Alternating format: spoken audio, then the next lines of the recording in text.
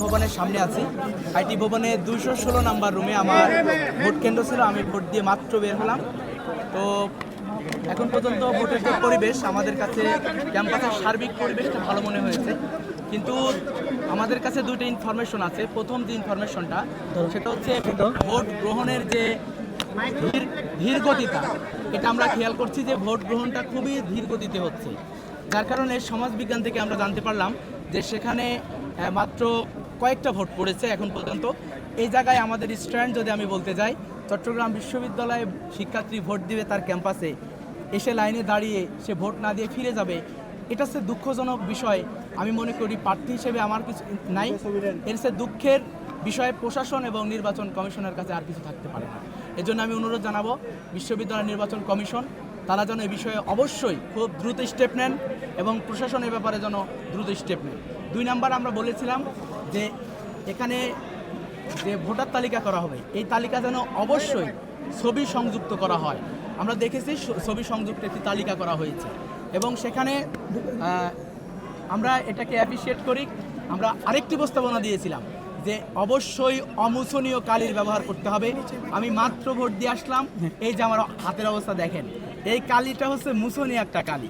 মাত্র ভোট দিয়ে বের হয়েছি, আমার হাত থেকে কালি চলে গেছে।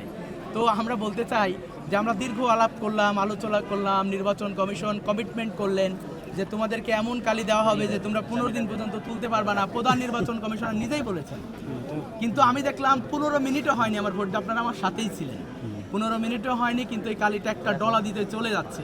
তো আমি বলতে চাই যে আসলে কি আমাদের মতামতকে গ্রহণ করা হলো, বা আমাদের মতামত আমরা যেভাবে দিয়েছিলাম তার প্রতিফলন কি হলো? আমরা বলতে চাই যে এর মাধ্যমে আমাদের যে সংখ্যা শুরু হলো, নির্বাচন কমিশন খুব দ্রুত সময়ের মধ্যে স্টেপ নিয়ে সেই সংখ্যা মুক্ত করুন আমাদেরকে। আমরা মনে করি এই কালি মোচনের মধ্য দিয়ে একটা সংখ্যার জায়গায় তৈরি হলো, নিরপেক্ষতা নিয়ে আমাদের প্রশ্ন থেকে যাবে, এই ক্যাম্পাসের 28,000 শিক্ষার্থীর প্রশ্ন থেকে যাবে। কারণ এই আলোচনা শুধু প্রার্থীদের সাথে হয়নি, এই আলোচনার সকল শিক্ষার্থীকে নিয়ে হয়েছিল যে অমোচনীয় কালির ব্যবহার করা হবে। আমরা বলতে চাই আপনারা নিরপেক্ষ ভূমিকা পালন করুন, সুন্দর একটি নির্বাচন অনুষ্ঠিত হোক। আপনারা যে জায়গায় যে স্টেপ নিয়েছেন সব যেন শিক্ষার্থী বান্ধব হয়, এ ব্যাপারে আমরা অনুরোধ জানাবো। আপনারা দুটি অভিযোগ করলেন, একটা হচ্ছে যে ধীরগতি, আরেকটা হচ্ছে যে অমোচনীয় কালি মুছে যাচ্ছে। এছাড়া সার্বিক পরিস্থিতি সম্পর্কে বলেন। সার্বিক পরিস্থিতি যদি আমরা বলি, আমরা গত পরশুদিন একটা সংবাদ সম্মেলন করেছিলাম, সেখানে 2টি বিষয়ে আমরা কথা বলেছি। 1 নম্বরে যে বিষয়টা ছিল সেটা হলো যে ভোটের দিন কুইক রেসপন্স স্ক্রিন দিতে হবে। আমরা জাতীয় নির্বাচন থেকে শুরু করে গুরুত্বপূর্ণ নির্বাচনগুলোতে দেখি নির্বাহী ম্যাজিস্ট্রেট দেওয়া হয়, বা যিনি রিটার্নিং অফিসার উনি বিশেষ ক্ষমতায় কুইক রেসপন্স করেন।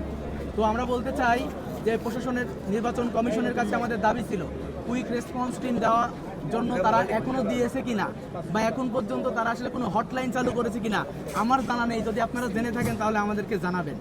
তাদের কথা ছিল লিখিত অভিযোগ দিতে হবে। এখন বলেন, এই যে কালি মুছে যাচ্ছে, আমি কখন লিখে দিব আর তিনি কখন সমাধান করবেন, এটা আমার প্রশ্ন। এরপরে আমরা দেখেছি যে গতদিন সংবাদ সম্মেলনে আমরা বলেছিলাম যে বহিরাগতদের আনাগোনা। আমরা দেখেছি গতকাল কেউ বিভিন্ন সংগঠনের যারা আছেন তারা এখানে প্রবেশ করেছেন, কোনো ধরনের আইডি কার্ড চেক করা হয়নি। এবং আজকে আমরা ক্যাম্পাসে দেখলাম যে প্রশাসন, আইন শৃঙ্খলা বাহিনী সবাই চেষ্টা করে যাচ্ছেন বহিরাগত যেন প্রবেশ করতে না পারে। আজকের পর্যবেক্ষণ কি, এটা আমার চেয়ে সাংবাদিক ভাইরা ভালো জানেন। আমি 10টায় আসছি, কেবলমাত্র ভোট দিয়েছি, এখনও সার্বিক পরিস্থিতি আমার কাছে ক্লিয়ার না। তবে আমি বলতে চাই কোনোভাবেই বহিরাগত প্রবেশ যেন না হয়। আমাদের এই 2300 করে ভোটার এবং প্রার্থী, শিক্ষক, কর্মচারী তারা যেন নির্বিঘ্নে ভোটের সার্বিক কার্যক্রমে অংশগ্রহণ করতে পারে, সেটা বাস্তবায়ন করতে হবে। সর্বশেষ ফলাফল সম্পর্কে বলেন, মেনে নেবেন কিনা যেমনই হোক। ফলাফল প্রথম থেকেই আমার মনে হলো যে একটি সংখ্যার মধ্যে দিয়ে নির্বাচন শুরু হলো।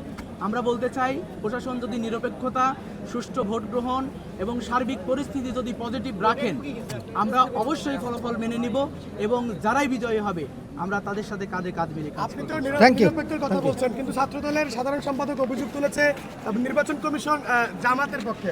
আমি বলতে চাই আমি কমিশনকে নিরপেক্ষ বলিনি।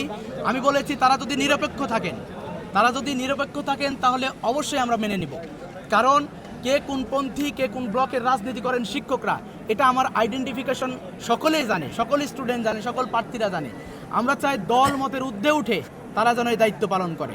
তাদের আজকের নিরপেক্ষতাই প্রমাণ করবে চট্টগ্রাম বিশ্ববিদ্যালয় নির্বাচন কেমন হলো এবং এই নির্বাচন সুষ্ঠু নির্বাচন হলো কিনা।